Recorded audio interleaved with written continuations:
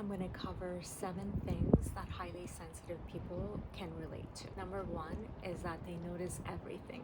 They walk into a room, they pick up on the energy of the room. They pick up on every detail about every single person that's in the room. They pick up on the individual people's energies and emotions.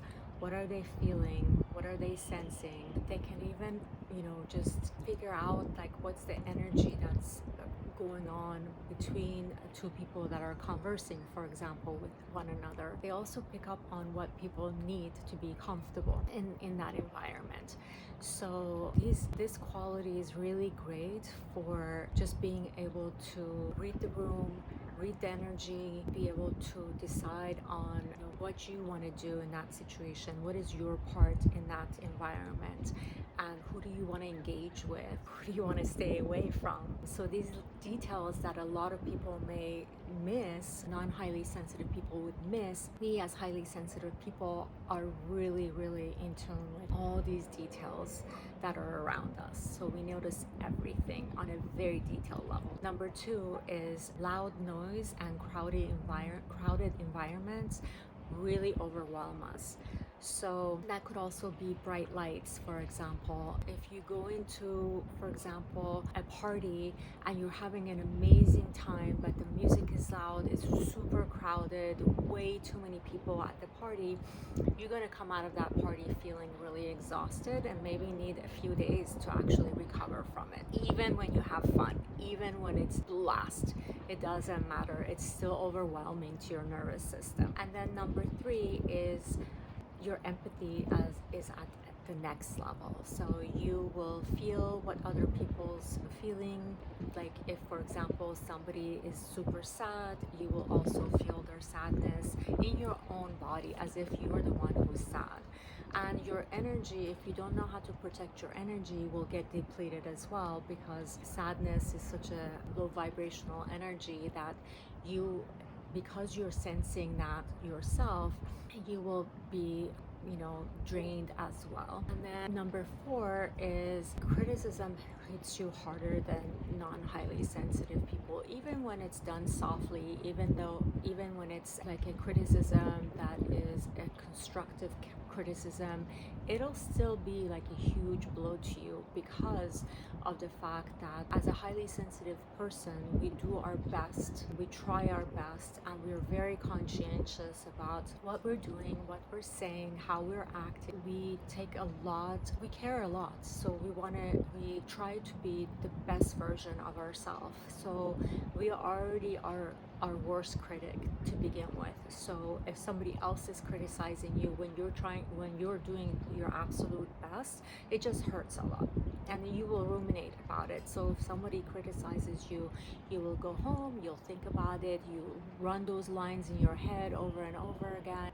And the reason is that you're trying to make sense of it, you're trying to get clarity from it. As you know, we process information at a deep level, so even if it's negative information we're taking in, we still do process it very deeply and try to understand it and bring clarity for ourselves. If any of this is resonating with you and you think you might be a highly sensitive person, please subscribe to my channel, like the videos, and also I offer a complimentary session. If you want to see if you're a highly sensitive person, go ahead and book a session with me. The link is in the description. Then number 5 is you need more time to process things. So when somebody asks us a question, we're not ones to just jump right in and give them an answer, unless it's something that we've processed in the past. That's different. Like if you've already processed that information, you can answer quick. But normally we need time to process everything, to process the information that we're given, to really think about it from a different angle, different perspectives. Think about how it would be in the future, what the past has been, how it's been impacted by the past, who are all the players involved, and all those details are something that we really process at a deep level. So then that means that we need more time to process them. And then number 6 is we crave depth in everything. We much rather have depth than like a conversation that's deep and meaningful than to have a conversation at all. We rather just not have that in relationship if it's not a deep one or a conversation.